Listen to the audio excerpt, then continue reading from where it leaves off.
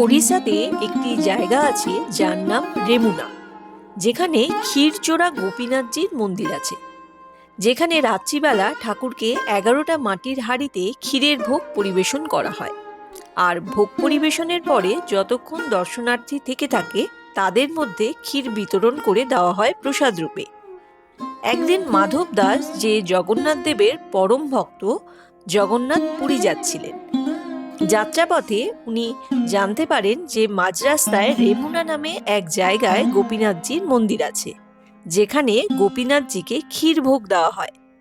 তিনি মনে মনে ভাবেন যেতে যেতে গোপীনাথজির মন্দির দর্শনও হয়ে যাবে, সাথে ক্ষীর ভোগও পাওয়া যাবে। অবশেষে রাত্রিবেলা ঠাকুরের শয়নের সময় হলো। 11টা ঘোড়াতেই ক্ষীর দেওয়াও হলো। ভোগ লাগার পর প্রসাদও বিতরণ করা হলো। ভিড় অনেক ছিল। মাধব দাস পেছনের দিকে দাঁড়িয়েছিলেন। প্রসাদ দিতে দিতে শেষ পর্যন্ত মাধব দাসজি অবধি পৌঁছতে পৌঁছতে ক্ষীর শেষ হয়ে গেল। পুরোহিত মশাই হাত জোর করে বললেন, ক্ষীর শেষ হয়ে গেছে।